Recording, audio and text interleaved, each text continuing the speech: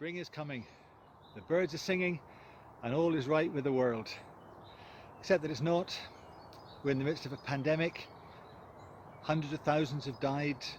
People are sad, anxious, fearful, frustrated, angry.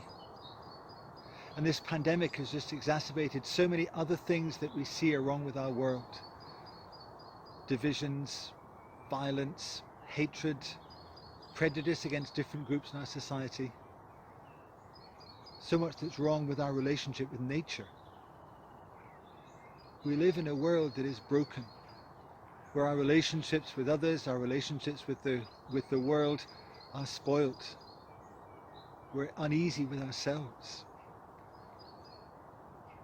And into this world of brokenness, broken relationships, anger, sin, comes Jesus, God the Son. The world he came into 2,000 years ago, in one sense, was not very different from ours. It was a world of plagues and violence, hostility and anger. And for 33 years he lived among us, sharing humanity's life. And his life climaxes with his death on the cross and his resurrection. And that's what Christians all over the world are beginning to focus on as we move towards Easter.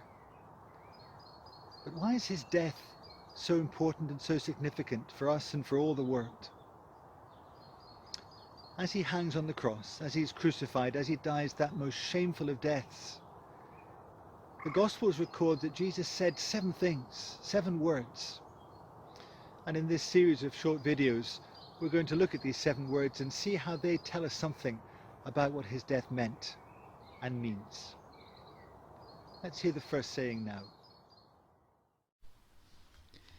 As the soldiers led him away, they seized Simon from Cyrene, who was on his way in from the country, and put the cross on him and made him carry it behind Jesus. A large number of people followed him, including women who mourned and wailed for him. 2 other men, both criminals, were also led out with him to be executed. When they came to the place called the Skull, they crucified him there, along with the criminals, one on his right, the other on his left. Jesus said, "Father, forgive them, for they do not know what they're doing." And they divided up his clothes by casting lots. That's a remarkable prayer. Father, forgive them. They don't know what they're doing. As the nails have been driven into his hands and feet, as he's been hoisted up on the cross, as his body is racked with agony, he prays, Father, forgive them. They don't know what they're doing. Crucifying the innocent Son of God. And often we don't know what we're doing either.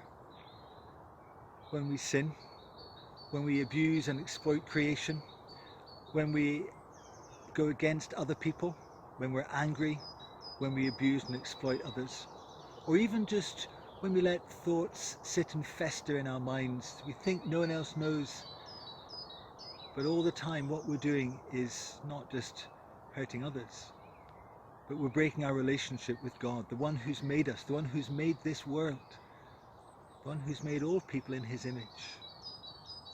What we do to others, what we do to God's creation, we do against him. We need forgiveness. But forgiveness is hard, isn't it? You ever tried to forgive someone? If someone's hurt us and we offer them forgiveness, what we are doing is we're choosing to bear the pain, to bear the hurt that they've put on us. It's hard to do. But the result can be a restored relationship with that person. When Jesus was crucified, the people who passed by thought, he's just getting what he deserved. But he wasn't. Jesus was getting what we deserve. And because he took on himself what we deserve, we're offered the chance to get what we don't deserve. Forgiveness. A restored relationship with our Maker, with God our Father.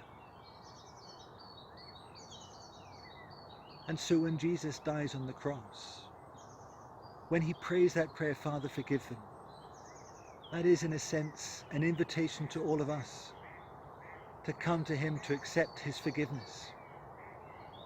And as we find ourselves forgiven, we find ourselves brought back into relationship with him. He bears the hurt, the pain, the consequences, the judgment that we deserve, and instead offers us forgiveness, friendship, rest. And my hope and prayer is that this Easter we will all grasp a little bit more the wonder of the cross, and we will come to experience ourselves the great gift of forgiveness that God offers to each of us. I heard the voice of Jesus say, "Come unto me and rest. Lay down, O weary one, lay down your head upon my breast." I came to Jesus as I was, so weary, worn, and sad. I found in him a resting place, and he has made me glad.